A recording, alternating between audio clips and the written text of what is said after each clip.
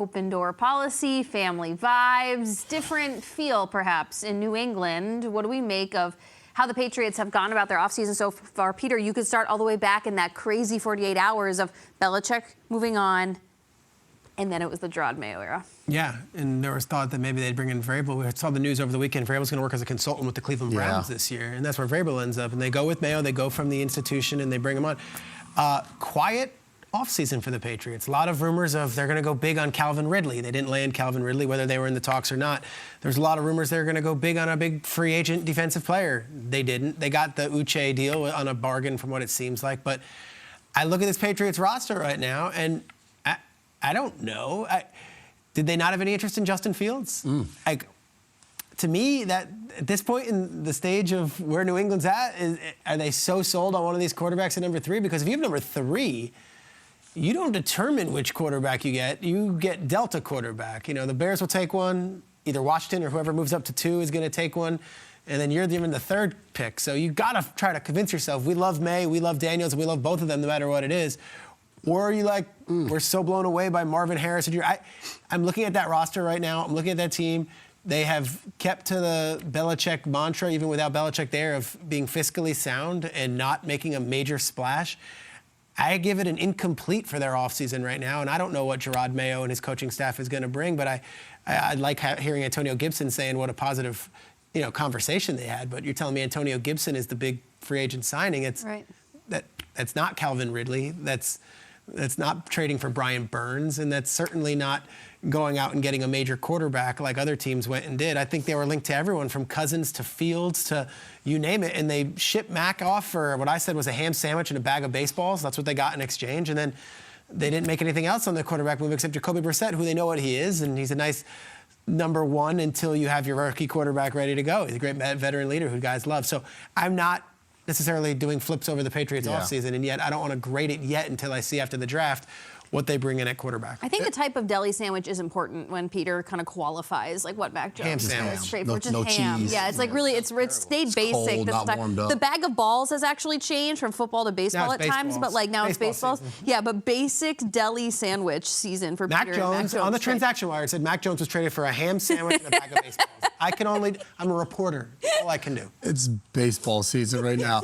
I look at the Patriots, and to your point, you think about it, for the past 2 decades, it's been Bill Belichick, and he's been the voice of the New England Patriots. And I kind of mirror this to this young kid. You've been kind of under your dad's rule, and your dad always would say to you, hey, as long as you're under my roof, you're going to live by my rules. If you don't like it, you can get out on your own and figure out life for yourself. And you're that young kid that, you know what, you finally get from under the thumb, and now you're out on your own, and you're telling all your buddies, like, oh, we're hitting the club, we're staying out as late as we want, we're having house parties, we're going to go all in. And that was Gerard Mayo at the beginning of his tenure. He said, hey, we have cash to burn, and you're fired up, you're excited, you can't wait to see what the nightlife is going to hit for.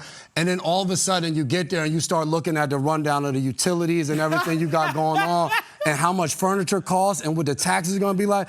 You like, hey, fellas, about that club, we're not going to be able to do table service, no bottle service. We're going to have to go in through general admission, just $20. And you look up and you're like, you know what? We were responsible. It was a good month. And now it's a Friday night and you look around and you're just like, whoa, this is what we're dealing with. And I feel like that's the Patriots right now, because that voice is still in their head of like, all right, we got to be responsible. We're going to make the necessary picks and moves to build our team. And I think that started with them kind of taking care of some of their own. Transition tagging Kyle Duggar, offensive lineman Big Michael Winwood, keeping him there in New England. Those are the moves that we've kind of seen throughout the years from the New England Patriots, of keeping guys of their own. A Devin McCourty, a Dante Hightower, a James White, a Julian Edelman, a Rob Gronkowski, keeping those guys in there to build your organization around those center stones, those centerpieces, guys that do it the exact right way.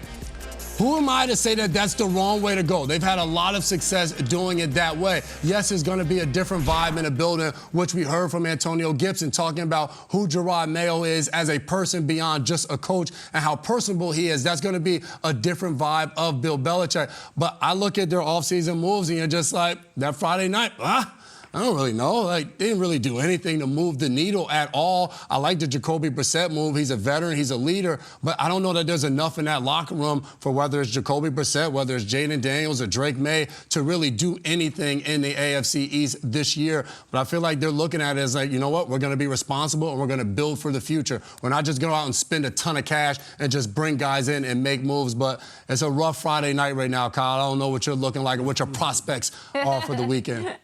Those utilities hit, though, don't they, Jay? Those utilities are out of control. If you look at the Patriots, you're like, look, that's very nice that you're being prudent and or frugal. Do you know how bad we were last year? Maybe I'm not saying we Bruno Mars this thing, you know, but let's be a little more aggressive. I would look to the Patriots fans right now. You know what I would say to them? I'd say, well, the Celtics are really good. Get excited about that. You just don't like basketball in Boston because the Celtics are really good. Here's why I look at the Patriots is that they're clearly going to be looked at as the fourth team in the AFC East. All right, yeah, Dolphins, Bills, Jets. I don't know if there's another team in any other division that is looked at as far down as the number 4 team in their own division as the Patriots are. And that includes the Panthers in relation to the rest of their division. This is going to be a dead bottom 4th team. And look, you're excited about Gerard Mayo, sure, but this offense was unbelievably bad.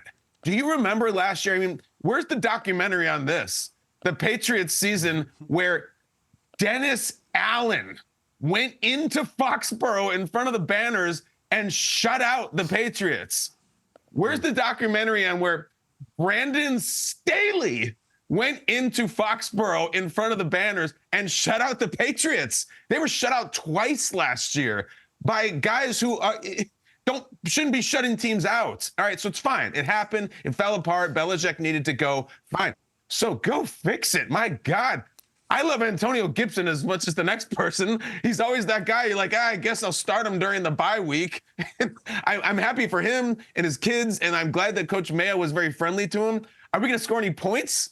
Because the Jets are going to be reloaded. The Dolphins are the Dolphins, and the Bills are the Bills. Who are you? You can have an adjustment period. Everybody does.